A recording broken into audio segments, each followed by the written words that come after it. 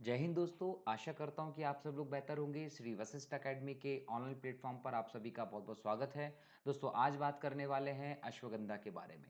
अश्वगंधा जो हाल ही में चर्चा में रहा है, इसकी चर्चा का कारण दोस्तों बहुत ही विशेष रहा है।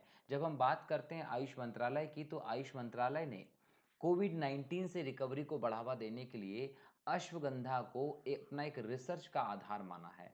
इसने कहीं न कहीं बोल सकते हैं कि एक अध्ययन करने के लिए ब्रिटेन के London school of hygiene and tropical medicine के साथ एक समझौता किया है। किसने? आयुष मंत्रालय ने। तो ये एक बहुत अच्छी खबर है, यहाँ पर समझना होगा अश्वगंधा के बारे में।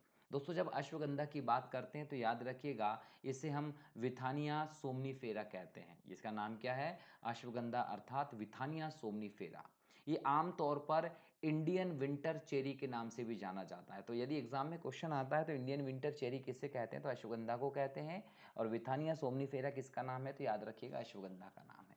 क्या काम आता है ये? तो याद रखिएगा कि शरीर की ऊर्जा बढ़ाने के लिए, तनाव को कम करने के लिए और आपकी प्रतिरक्षा प्रणाली इम्यूनिटी सिस्टम को मजबूत करने वाली एक पारंपरिक भारतीय जड़ी बूटी है अश्वगंधा। बहुत ही महत्वपूर्ण पौधा होता है अश्वगंधा का।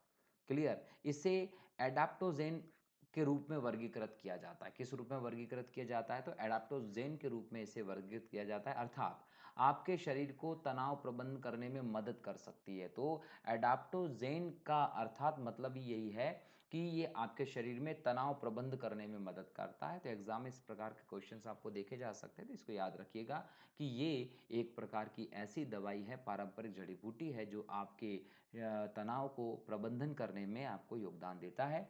यदि हम बात करें तो याद रखिएगा कि अश्वगंधा को बड़े पैमाने पर उपोष्ण कटिबंधीय क्षेत्रों में सूखे भागों में उगाया जाता है। सूखे भागों की यदि हम बात करते हैं तो भारत में ऐसे क्षेत्र जहां पर औसत से कम वर्षा होती है। कहाँ? औसत से कम वर्षा जहां होगी वहां विशेष तौर पर इसको उगाया जाएगा। औसत से कम वर्षा का मतलब है 75 सेंटीमीटर से कम वर्षा होती है। हमारे यहाँ पर 75 से 100 125 सेंटीमीटर के बीच की जो वर्षा है उसको हम औसत वर्षा के रूप में देखते हैं।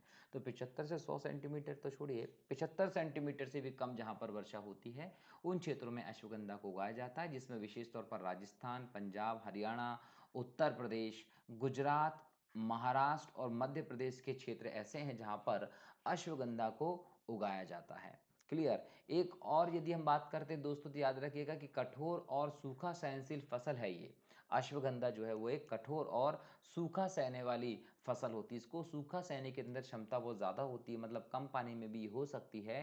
तो याद रखिएगा कि जब ये फसल पूर्ण विकसित होती है तो इसके दौरान इसे शुष्क मौसम की आवश्यकता होती है और पानी इसमें सूखा सहने की क्षमता है, इसलिए पानी की इसमें ज़रूरत कम पड़ती है। 60 से 75 सेंटीमीटर वर्षा वाले क्षेत्र में ये आसानी से उपजाई जा सकती है। इसके अलावा दोस्तों, यदि हम टेम्परेचर की बात करते हैं तो 20 से 35 डिग्री के आसपास टेम्परेचर चाहिए होता है अश्वगंधा की खेती के लिए।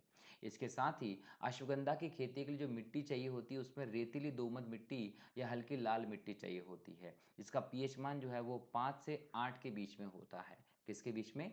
5 से 8 के बीच में होता है। तो हल्की लाल मिट्टी भी चलेगी और दोमट मिट्टी जो होती है रेतीली, वो भी इसके लिए उपयुक्त होती है।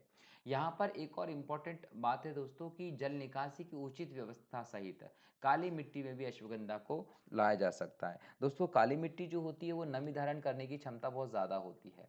इसका मतलब ये है कि काली मिट्टी में तो नमी धारण करने की क्षमता ज़्यादा होती है, लेकिन अगर हम ऐसे क्षेत्र जहाँ पर काली मिट्टी के हैं और वहाँ पर जल निकासी की अच्छी व्यवस्था है तो आप वहाँ पर भी अश्वगंधा लगा सकते हैं। तो भारत की परंपरागत जो आयुर्वेद प्रणाली है उसमें अश्वगंधा एक इम्पॉर्टेंट जड़ी बूटी के रूप में स्थापित है, जिसने कोरोना के इस काल में काफ़ी सारे लोगों को मदद की है।